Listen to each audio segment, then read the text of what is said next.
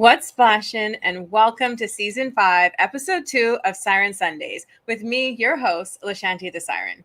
This show is focused on speaking with researchers, scientists, and practitioners of environmental science and all things conservation. So you are now tuning in to our conservation conversation. Today's guests are Dorlan Curtis Jr. and Allan Jones from the Island School at Cape Eleuthera Institute. Welcome, guys. Hello. Thanks for having us. It's great to have you guys. As my viewers know, I don't oftentimes have multiple guests, but I am very excited to have you both. So can you quickly each take some time to introduce yourself, name, title, what you do, and where you work? Oh, okay. Well, I guess I'll start left to right. So my name is Dorlan Curtis Jr. I grew up currently I am the assistant director for research and innovation at the Cape Eleuthera Institute. My research there currently focuses on mycology as a food source, as well as creating biomaterials. Since my time there, I've been, working in quite a different systems with, paper science, teaching students about waste management, and now delving more into the world of mycology and materials has been a pretty exciting ride, to be honest. I also am the co-founder of Food Post Farms. We are a organic closed-loop farm in North Eleuthera. We specialize in vermicomposting, so using earthworms to break down food waste and producing chickens. A little bit more kind of background. I, kind of fell into the world of biotech, just studying at SUNY in Syracuse, and I'm really happy to be working in biotech here in the Bahamas, and yeah. Awesome. I just want him to quickly. Mycology is mushrooms, right? Fungi. Yeah. So mycology is the study of fungi, all things in the kingdom of fungi. Yes. Yes. Sure. Awesome. Now to you, Allan. Sorry to interrupt. No, it's fine. My name is Allan Jones. I am a practicing artist in the Bahamas for a little more than 10 years. Mostly in photography and visual arts, 2D visual arts. I started getting into sustainability, thinking of organic kind of manufacturing processes about 3 years ago. Actually, I would say about 4 years ago, shortly before the pandemic. And just kind of love with just anything around biodesign, sustainability, architecture, design in general. Especially, so my role as a practicing artist in the Bahamas, I've exhibited for National Art Gallery 3 times, done a few installations and exhibitions in the country, and yeah, this has been pretty cool project to work on with Dorlan. That's exciting. So how did you both decide to get into this project together, which is fusing obviously the sustainable materials into this artwork and design that you guys have been working on? Well, the video. It was not a very linear. Well, I think living in, for me, well, at least for me, this was very much a iterative process just to even come up with the idea. It was definitely sparked by seeing some of the environmental issues that Eleuthera maybe specifically has, definitely around waste management, or just the understanding of what resources are. And this is very much on Dorlan's kind of that's his world, his bailiwick, about being kind of resourceful and seeing how things can have a second life. And we saw an open call out on the National Art Gallery's Instagram page, and just so happened about a month ago, we saw this landfill on fire in North Eleuthera. I think maybe we could cue the video. Yeah, cut to that video. So this also is part of the installation. Yeah. But yeah. So it would be so the installation is titled Disposable Income, and it's just so this video is basically showing the landfill on fire and how close it is to natural ecosystems. estuaries, wetlands, mangroves in general.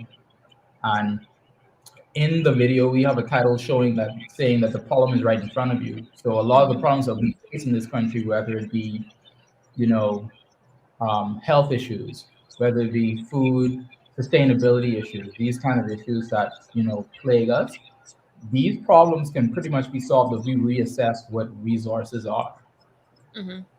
a lot of times. Yeah. And I think on my end, coming more so from a sustainability or like just waste management background.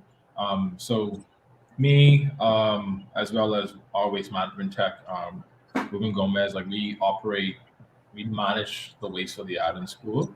And one of the most problematic, or by volume, I would say waste streams was cardboard. And, just processing that cardboard, like I would say every month, for what we could actually like measure and collect, we probably produce about 400 pounds of just cardboard. Oh That's my quite goodness. a lot by poundage. Because you think about everything that we order comes in a box, things that shipped. And for me, like the inspiration of this like particular installation was being able to take a material as simple as cardboard, which is considered a waste, and coming up with something useful and giving it a second life. And for us, like Alan and I, we were like, we have a problem.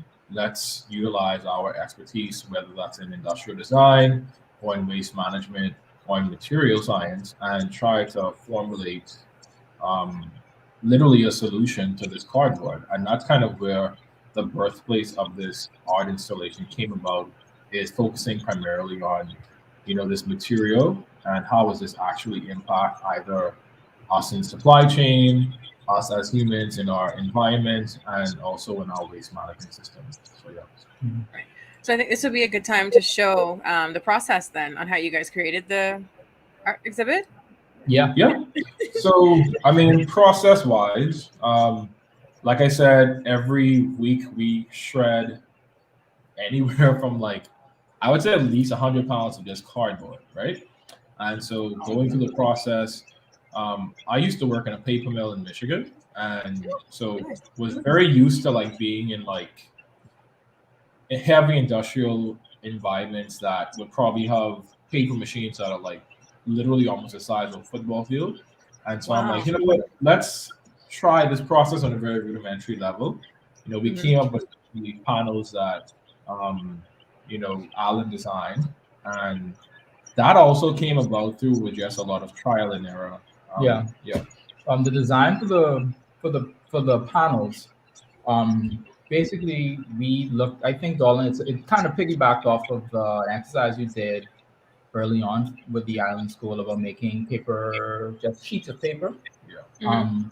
Because I think successful, you guys made your own decals and whatever there's a different kinds of equipment they kind of like made from scratch, and we knew we had some other uses for being able to repurpose this paper in general.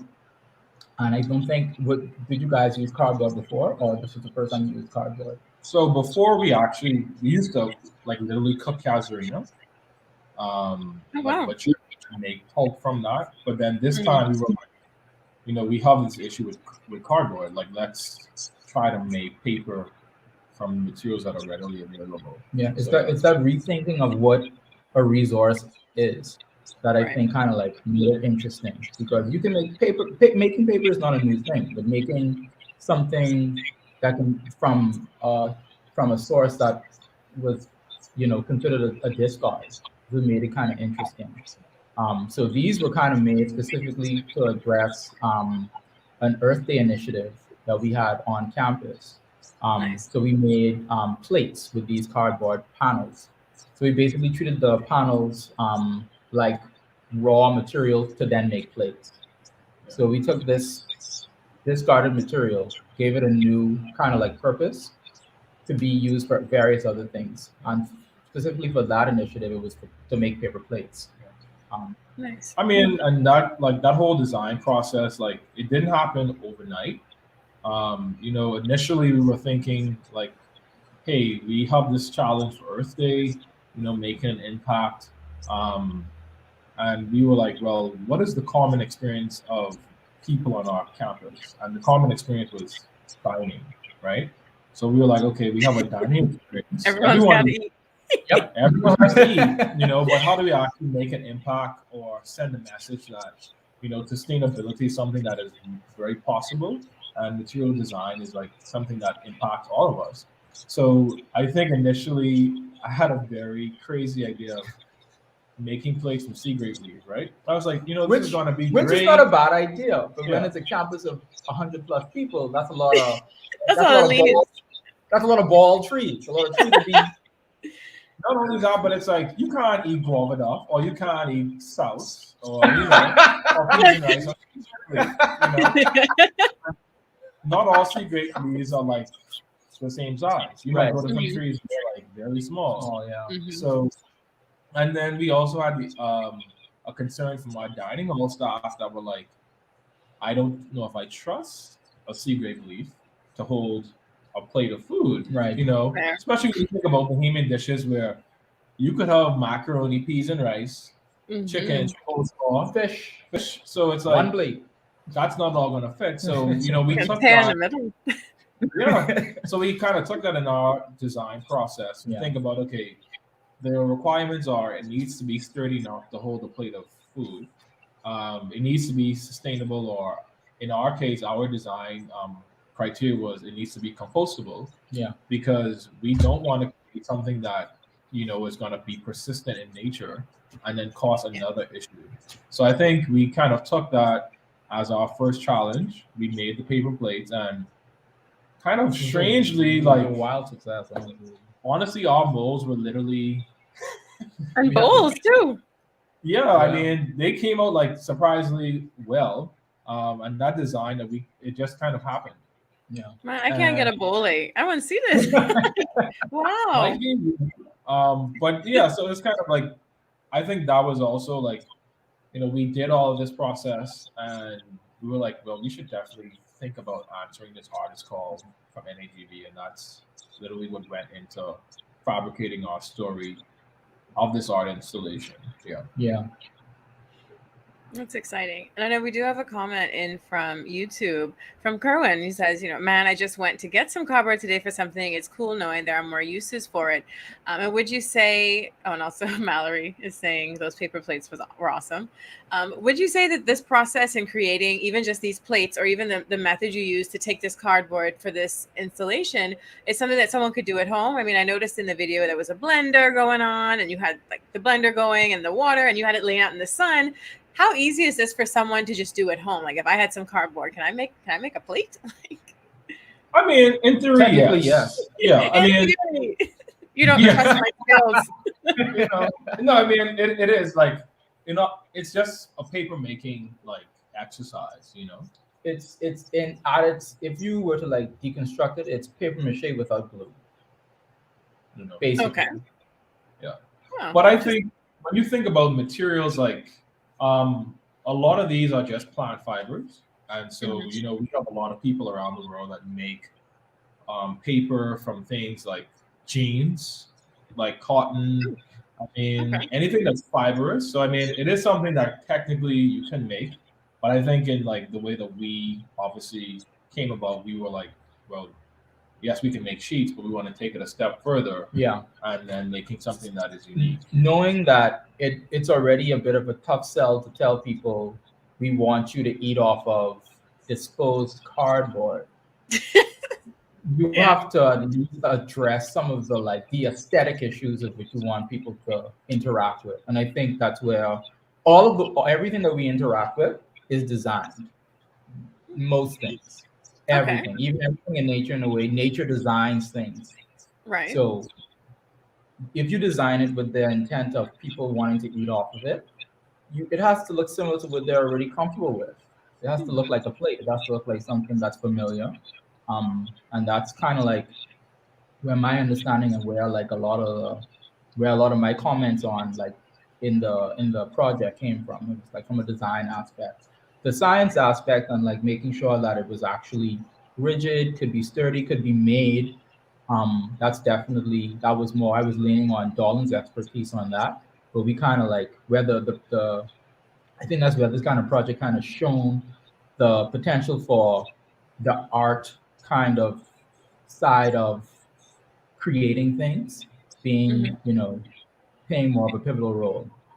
And what you And said I would really just definitely- stuck to me, that everything we interact with is design, and how nature is by design, and then even just this project. So Dorlan brings that nature and you bring that design. So it was really nice to see those things come together in this art piece, because we're going to show it pictures in a few, but even just seeing that process and making that, it's really cool to just know that things don't have to just get thrown away and burnt at a dump. Like, you can actually make things more purposeful by design with the intent to have a longer life on this planet.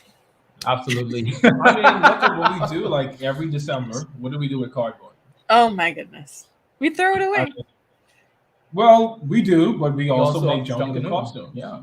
Oh, we do. Oh, you mean like that? Oh, see, COVID, man. It's been 2 years now. We haven't Yeah, done it's been a while, triggering, but yeah. But that's cool. Yeah, that actually is Yeah. very true. We do take cardboard and use it to make junk designs. I didn't even remember that. Yeah. But I think the big thing, I mean, it's like we're part of this project. It's like taking things that not say already exist in nature, but when our exhibit is taken down, as you'll see, well, what the exhibit looks like, installation, Mhm. like this entire thing literally can just go in a compost pile. You know, Okay. you think about how we create things like installations or install walls, etc. Just temporary things that we know have a temporary kind of like lifespan, or even a circular lifespan. Planning a circular lifespan of things from the get-go, I think, That's would important. do a lot of help. Yeah. Yeah, because I think we do when we have things like plastic, and not to hate on anybody who uses plastic items, but it almost is like when you create that item, you move it out of that cycle, because after you're done using it, it literally becomes useless. Whereas you have reusable things that continue, it just never comes out the cycle. You don't need to buy another one. You can keep going. But would you say, is that a part of what this art installation means? Yeah, that's. I mean, for me, coming from just the material component, it's a huge part of it. Um, I think that's like one of the underlooked things is like, I mean, once you purchase something, it has to end up somewhere. And I think from being firsthand on the ground with like dealing with waste management, it's like unless, especially for our campus, if it can't be composted or recycled, it'll probably be incinerated, and just to be responsible. So Mhm. I think it's like we need to think about creating things that, yes, we want these stuff certain properties, but is the material going to be compatible with like the downstream processing, or can it even be recycled or composted or broken back down to regenerate life? And if it can be, then go back to the drawing board and find something else that can. Mhm. I think that is like one of the key things in the installation. I mean, we don't overtly, I would say, you know, recycling is at the forefront, but I think for us, at least on my end, is like showing awareness that something that people would have never thought about using to construct or build a, An partition, installation, yeah. that it's Yeah. It's a structure. Yeah. Right. So do we want to show the Oh, other sorry. video of the virtual one, the one that you made with the tech, or do you want to go to the pictures now? We Oh, can the probably go to the pictures. photos. The pictures, right? 'Cause I am excited, and we've been talking about it, and I'm sure some of our guests are curious to see, what does this look like? So, what are we looking at here? Is So this the this is installation? Yep. yeah. So this is a wall of panels, basically like a barricade to just section off the area we were allotted to exhibit inside National Art Gallery. And this was a great collaboration between us and NGB and the person on the ground, making this all come to life. Honestly, Mhm. Yeah, so when we came into NAGB, like we literally came into like bare bones. It was just the room. They just gave us like the wooden like frame that you can see Alan installing some of the panels, but it was literally like you walk into a room. We kind of gave them the design that we wanted to use, and they simply just gave us the physical skeleton, and then it was up to us as the artists to now install these panels that we had into this space. So I'll keep going. So these are just kind of some behind the scenes of like what the installation started off looking as. Um, and then this kind of one other part of the installation the night of. Mhm. Well, it's kind of us just. But it literally took us 3 days. I mean, Wow. I want to thank like the staff and NGB. Like, Yeah. initially it was just working virtually, but like getting there and like installing literally partitions made of cardboard. Um, and then this is kind of the final product, which were like the paper plates that we had on display. So we're kind of just showing the iterations that we had with making these paper plates. It started off very rough, I would say, Yeah. or very crude. Just a and then- refining process of it. Yeah. Yeah. And those are the plates that you guys were using at the island school as well? Yeah. Nice. Well, those ones that would have been used would have been composted already. So we made some more just for the walls. Yeah. I'm gonna go back. So basically, the purpose of the partitions is to show that there's various uses for any kind of material, especially something that could be upcycled. It could be a plate. It could be something that could be a wall partition. It could be some soundproofing material. Maybe I don't know. I was just gonna say that. Can it be soundproofing? It kind of seems like some kind of like acoustic paneling, but in general, it was just to show that you can literally have a room basically made of cardboard, and it can look however you want. Grafting the cardboard to the wooden beams, although there was some pre-planned design, there was a lot of just figuring out how we would actually just attach them to the wooden beams. And how did you? Is that the secret? No, a lot of it was just like weaving it through on friction. Like on this panel here, you can see there's gaps, and it's almost like we had to sew the panels in, and it was pretty interesting because these ideas of like how to actually put it together were in your head as a concept, and you can like draw it out, sketch it out, and plan it. But then when you have like actual Newtonian forces like gravity working on things, and you're like, oh, that's actually not going to work anymore. Nice. Yeah, I mean, also like making it lifelike. Like, I think when you design or the concept or something, and then you're like, okay, we understand that we can make a wall, but it also needs to be still within the aesthetic of like of an artist, like an art installation. People have, you literally have this room now to now install these panels, and I don't think with us making these panels on these plates, I think now when it came to like making these now as a life size model or installation, it was like, okay, rubber meets the road. And like I said, 3 days of it's like literally weaving and like shredding and everything. That was so it was definitely a exciting, growing, amazing experience. Yeah, it looks amazing. I definitely, one of the things that I think is kind of cool is it almost reminds me of how it looks when you plait straw. I don't know if that texturing was intentional, but in the picture before this, where it was just Allan up close with that panel, like it really almost looks like straw. And I think that's so cool. How did you get that texture like that? So the panels, the way that we make the panels, we let them dry on this tile structure that has these pits in it. And when they dry, they kind of just make these basically like trapezoid impressions on it. Okay. And that was like, we instantly loved the way it looked. I did too. Yeah. It was kind of was not planned per se. Well, we kind of looked at some of the potential molds that we could have used, and we thought it might have an interesting pattern, but it came out way better than we would have imagined. Yeah. That's so great. And we do have a question now coming in from Facebook. Amy's asking, is the material at home compostable, or does it require particular landfill or industrial criteria to biodegrade? That's a very intellectual question, Amy. Thanks for that. That's perfect. Yeah. Good question. So one thing, I mean, I always tell people, like, although something says compostable and biodegradable, I have a personal issue with it. For one, as a scientist, for two, also as somebody that runs a composting company.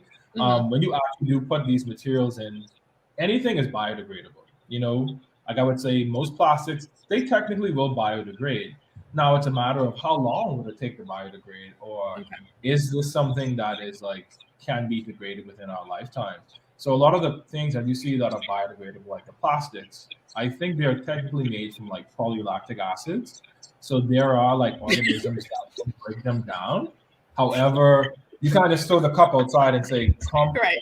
biodegrade. It needs special kinds of organisms that you don't have laying around Just in your like house. special situations like being more than 300 degrees temperature, just to be able to. But they will say it's biodegradable, but that's not naturally occurring biodegradation. I think that's what the person's comment was asking if the panels. Are they? Yes, they are. Oh, that's so and then in terms of compostable, like I mean, yes, things are compostable when they talk about industrial. There are some plastics or materials that they do require certain conditions, pressure, temperature, microbial blends to compost. So, I mean, I'm not saying don't buy compostable or biodegradable items, no, but they're still better than the alternative. However, they do require special conditions. But in all honesty, you can put them in your compost pile. Like I still put compostable cups in our piles as glucose, and they do break down, but you do see the residual plastics that are still there. Like a lot of the coffee cups are lined with like some plastic like a film. Yeah. Still composted. I mean, I think it's still better than throwing it in the garbage. It'll break down eventually. Just put it in your compost pile a couple times. Yeah, because I know a former guest, actually he was on last week, Dr. Angelino Davis, Lino. He was saying one of my beach cleanups, well, island cleanups, we were by a canal. He was like, there's no such thing as throwing something away. What is away? Where is away? You can't just say you threw it away. So always you have to be intentional about your, like, with waste management, you have to be intentional. So buying this biodegradable, compostable things, although it may take a lot longer, like you said, it is a better option. And I know there are a lot of people who are now starting to pop up around Nassau, and I guess you guys are in Eleuthera. I'm not sure about the rest of the country that will probably even just take your compostable materials because they've got well-established compost piles. Because I know oftentimes it's not a good idea for everyone to start composting because a lot of times people don't do it properly. But that's a whole nother episode.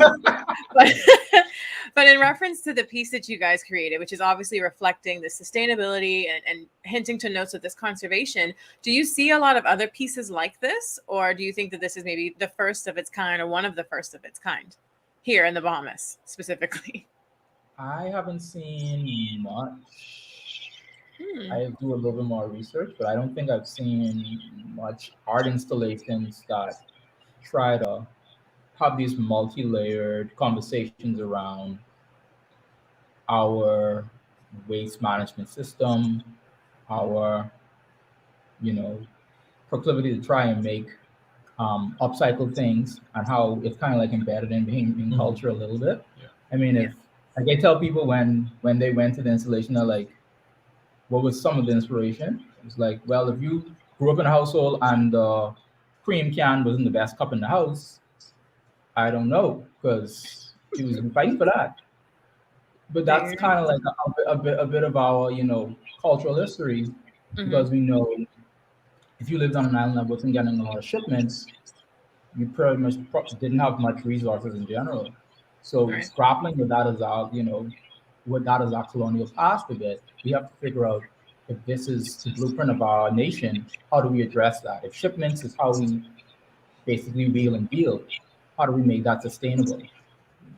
I mean, I don't know if I've seen any. I've seen definitely people do work with like recycled art material. Like I think we had, was Keisha Oliver. Like I think they've had people who've done like art residencies. I think at the Island School before. Like conservation and art, like using recycled plastic to make garbage plastic, etc.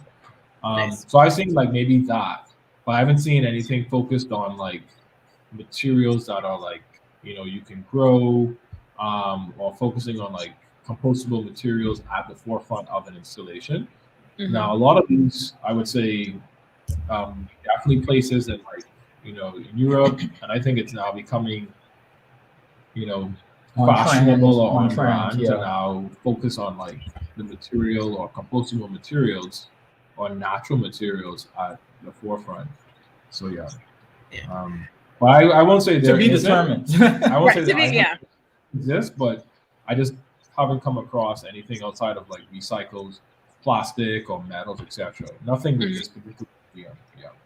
Because I know one of the things, and I'm glad you hinted to Europe, but one of the things when I was off to school in the UK that I thought was so interesting is that when it comes to the conservation sector, there is a very strong, well-populated art sector in conservation. Whereas in the Bahamas, when I came home, I kind of was like dabbling a bit, just kind of researching like the current artists and the most popular ones, obviously, like what are they doing? And you have a lot of murals, you do have people that can sculpt and stuff, but I always said that, and I hope to start this one day. Maybe I can connect with Allan and we could, and you guys both actually, where I do a beach cleanup. I find bottles all the time. I find plastic and these different materials. And I'm like, maybe someone could use this to make art. When it comes to like invasive tree removals, that Casuarina tree is so strong. Like we can make so many things out of this. And so it would be really nice. And I alluded to this a bit on the Instagram live that I did for my behind the scenes, that we really should tap into this our artist sector to work in sustainability and conservation, because you have the poets, the painters, the sculptors who communicate messages to the public in a way that I can't, that science can't. And so that was just a blurb insert, but yes, it's definitely important to see these things. Absolutely. And I think there is, if I'm not mistaken, I don't want to like name drop, but I think there was a sustainable art installation at the current, if I remember, maybe 2 years ago or so, that I know they had collected a lot of beach plastic or plastic and they had stuffed it in this structure. And I know sometimes Antonis Roberts at like Project Ice in Old Trail, like industrial park. I know they do some work with like, I mean, like you said, Casuarina sculpture is another recycled material. Yeah. That's the only, I mean, thing or person That's ringing a bell. that come to mind. Yeah.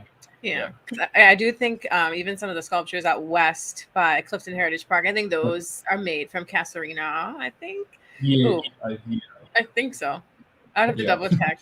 But more back to you guys' art piece. How can viewers, first of all, how can they go and see it? When can they go and see it? And how can people get involved with art and conservation, get in touch with you guys, and maybe even help with some of the work that you have upcoming in the future? There's like 5 well, for starters, it's at the National Art Gallery. It's currently at the National Art Gallery, which is, I think that's West Hill Street. So if people aren't familiar, it's in Nassau. If you're familiar with the Grey Cliff area, literally the National Art Gallery is between Grey Cliff and St. Francis Xavier Cathedral. So you can't miss it once you're on West Hill Street. It's yellow, pretty nice building. It's free for Bahamians. I think Bahamians can go there for free every day. It's a national, office, and I think the only day they aren't open it might be Mondays. But you can check the website nagb.org, I believe. Yeah. So you can see it there. I think it should be up for another month. Yeah. Yes. We are also working on a digital twin of the installation that might have some things that can probably only. Oh, wrong one. I think it's the next video. The next one. Oh yeah. Yeah, a digital twin of the installation, and it might have some elements that can only exist in a digital environment. It might have some interesting pieces that are like larger or take advantage of that space. But we're still working on it. We're still working on, ways that we can make the platform accessible to everybody and make the experience unique for everybody. Yeah, so in this video, we're basically showing we're trying to at least create a virtual installation or a mock or a twin of our current installation in VR. Yeah. And so what you're seeing, this particular structure is actually the panels that we designed. Yeah. So we've actually put the physical panels digitized. We made them as digital assets so that we can manipulate them in virtual space. And the process, if we had this when we were planning it, a lot of the ifs and ands would have been answered lickety split. So I'm here laughing at those people that are with the Oculus or those VR glasses. This is literally what we've been doing for the past few weeks is like in the VR space, trying to Wow. make this art piece or this art installation accessible. If you can Yeah. go to the back to the slideshow, there are some Sure. images of. I gotta go all the way. This is kind of the view of. I didn't mean to, I don't know why that was so funny. Oh my gosh, that's you. Yeah, of my avatar, trying to put a panel up in VR with a large projection of the video in the background. And so you can, I mean, it's amazing how you can utilize technology to like make the world smaller. Because Mhm. for the longest, I mean, I have family in Grand Mama. Most of my family's from, but I am from Grand Mama, so most of my family's in Paula. Grand Mama. And so I could send a A link. a link to my grandmother, and she can maybe experience the installation in Yeah. ways that it's similar to someone else's experience. So just seeing how we could leverage the technology to either extend the lifespan of the installation, but also allow it to be viewed and accessible by persons who can't physically see it Right. was it kind of like was pretty important to try that out. Well, this is so cute. Low key I've was never cool. seen this, so this is like, like wow, You know, okay. yeah. That's nice. So I Um, think I'm definitely about to make my way out this week to come and see this art exhibit. So I'm excited. I mean, other ways that people can be involved. I think, Yeah. something as simple like we all like part of our installation too is just trying to collect data on just waste audits and like for people to kind of actually understand what they throw away. And I think I could probably share the link with you all with the Google survey. But what we were simply trying to do is just collect data about people's waste behavior or their habits. I think in our country, one thing we don't really have or we need to do more of is like data collection in things like something as simple as waste. Like Yeah. understanding like what is our population throwing away, like how much pounds of waste of they're creating. So I think what that actually helps us to do as artists or as people that work in conservation, we can say like, okay, most of these households they're saying 80% of their waste is cardboard. Well, now we can now design a waste management system that can cater to this particular waste stream. Yep. And so when we think about material design, like it's not just like creating an installation; it's about the entire system as well. How it can be Yeah. integrated into other systems. Yeah. Right. And I think the questions are almost in a way trying to make people realize maybe these aren't questions they haven't asked themselves in the survey. Would Yeah. you say? It's true. Yeah. Yeah. So like I think a lot of could people say are unaware of that, yeah. like how much I can say waste they honestly produce. from Sorry. Exactly. Oh no, No. you literally said exactly what I was going to say. I can say literally from just doing a simple audit every week. Like we've been able to like just to see what we throw away. Like I think that's super important. And then just putting these systems in place, like you would be very surprised, like the amount of waste you generate if you were to just take a moment, like just pause for like maybe even 2 3 days and like let me just sort what I generate and Yeah. then actually map out or just assess what I threw away. And I know think it will help to change behaviors to some degree. Oh yeah, Yeah. I know for me for sure. I'm very new to like being more conscious about my weight, and so it was a big shock for me when I kind of like started to look and I started to like self-assess, and I'm like, ooh, that's a lot of freezy bags and this, or a lot of with Dorito packages. Dorito and Yeah. no man with I just the had a big bag one time. Just yeah, Yeah. these little small bags don't make much sense. Mhm. But no, but that's impacted even my like shopping habits in terms of like even if I am buying something, how is it being packaged? Is it like a glass kind of packaging? Is it plastic packaging? Is it paper packaging? And sometimes you'll find a lot of the items you would shop for exist in multiple packaging forms. And you might Yes. go for the glass version as opposed to the plastic packaged version, Yeah. whether that's a jar of salsa come in plastic or it come in glass. that can actually sway what you want to Mhm. what you want to buy. And I would say think the how the people can get involved as well. Like, I think, in the Bahamas, I would say definitely understanding packaging, because like literally that's kind of what we're trying to show is like how this cardboard is literally just the packaging That was an for Amazon. packages. That was an Amazon Like most of these shipment. things are just Amazon. Amazon popular. Understanding like materials, so like in the Bahamas, aluminum is recyclable. We can recycle Oh, glass really? as we yeah. Like I count for kids as well as like plastics 1, 2, and 5. So like for me personally, when I go into the store, I'm like, okay, if I buy a Coca-Cola, I'm definitely not buying in a plastic bottle because it can be recycled technically, but aluminum is easily it's recyclable. It's infinitely recyclable. And then Mhm. glass, certain processes can crush that, turn that back into like an aggregate.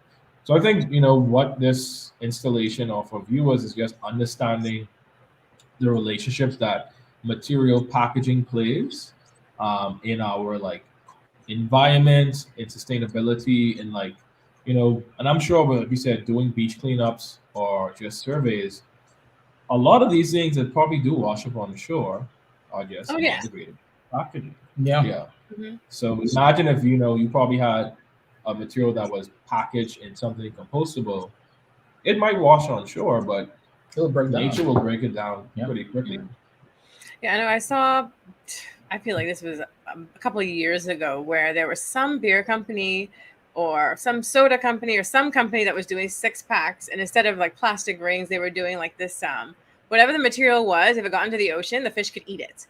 And I was Oh. like, oh, brilliant. Like, I Yeah. don't know where I saw that, but things like that, it's just so easy to reduce waste. And like you guys, it was spot on with it. Like even when you're in the grocery store, I always like internally cringe when I see someone put the bananas in a plastic bag. Why are you doing that? They're already wrapped.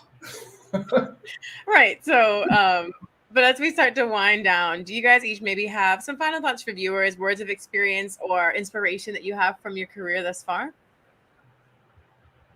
My career has been like I've literally worked in like higher education, paper science, on a farm at the Cape Luther Institute. I would say just start and try. Like I would definitely say in my professional experience, like things that you might have reservations about are like, oh, people can think it's weird, or like just do it. I think if you're passionate about something, people would see it, and that's the only way that things actually come about. Especially in our small countries, like I think more people need to be more passionate about things that are actually beneficial. And I think the more of us that do it, I think that helps with national development. And then just honestly, work the power of collaboration and working together with people that not are always like-minded. Then we might share similar interests, but that are can bring things to the table. I think that's really important. Like even with this collaboration, like I could be honest, I'm not great in the virtual space. I'm not an industrial designer, but I can produce materials that Alan can then design around or with. So I think that is my professional advice. Yeah. I mean, and just to piggyback off of what Dorlan is saying, a lot of it is just we need to start investing in passions, because I think in the Bahamas we have a kind of a mindset of we just have to make money, we just have to do this, we just have to do that, and it leaves us not even knowing what our souls are like.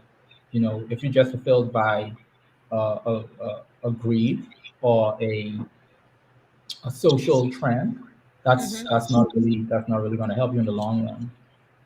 It's so true. And I love that. Just start and try it and then invest in your passion. I think a lot of people, and even on the show, we've had a lot of guests who always say, I was interested in science. My parents pushed me to be a doctor. And yes, that can make you money. Yes, that's science. But it's so important to find your niche, find your purpose. And you only can find that if you follow your passion. Like, what do you like to do? What lights your soul on fire? And that's important. And I think, like you said, in the Bahamas, we have been really doing a poor job at kind of investing in our youth to follow their passion. We just have these like 3 or 4 tracks that we try to push them in. Yep. And oftentimes they get scalded for wanting to do something different, wherein you might end up making more money than a doctor does if you choose something different, right? So great, awesome. And so the last question where we go for each of you, who is someone who inspires you and why? Local or international? I would say personally, I would say my uncle. His name is Richard Johnson. Okay. I think he inspires me a lot more than I would probably give him credit for. I think moving back home, I basically, I guess, established more relationship with my uncle.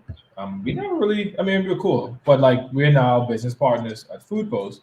But he, like, I see a lot of myself, in him, but like his passion of like waste management. So he used to actually have a contract with managing the landfill in North Eleuthero. And I'm just like, sometimes I go to his place and I'm like, how do you build that? Like, you know, like taking literally building things from nothing or from scratch. I think that is something that inspires me.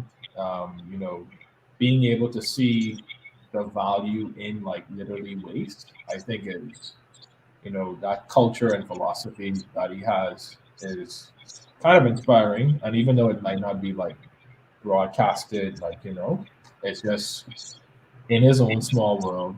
I think that's to me kind of inspiring. Yeah. That was really nice. Yeah. What And about we you? literally, yeah. Oh. So, No, I'm gonna hear that. We literally what?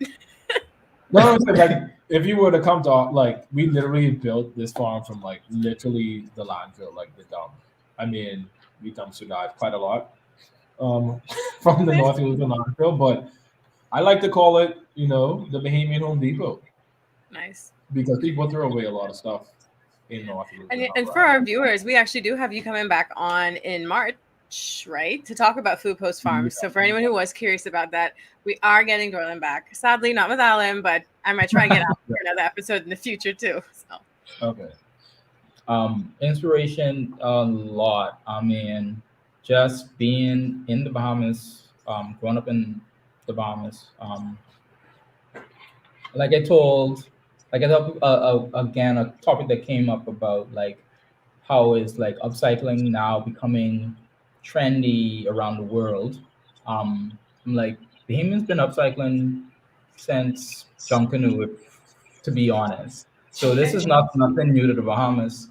Like I said, a example, the tin can cup was considered the best cup. So if that's not upcycling, before it was trendy, I don't know. So a lot of the inspiration is just my experiences growing up in the Bahamas, my family, understanding how being resourceful is actually extremely beneficial, just not just for your wallet, but for the environment in and of itself. It's true. It's true. I like that. You are inspired by the Bahamian people of old, our elders who carried these traditions on. Yeah. Because I do find even when I do visit other islands that probably I would say are not as urbanized as Nassau, because I think Nassau is so a city and everywhere else is so much more rural. You find just like little habits that they take in daily, like saving the cans, saving the jars, and they find different uses for these things. They don't just throw it away. We can learn a lot from the older generations in the Bahamas before we got so urbanized, Modern. Yeah, because that whole culture thing, that's a whole another episode again, like where I feel like we're losing it and we need to get hold of it. And so but yeah, thank you guys so much for being on this episode. This was so great. Definitely excited to have Dorlan come back in a few weeks. Allan, I got to try to get you on an episode to talk about art. And thank you everyone for watching, who are riding the wave with us on another episode of Siren Sundays. To you guys who are watching, to you guys who are listening later on the podcast, I hope to see you all soon. All waves yours, Lashanti the Siren. Bye guys. Bye.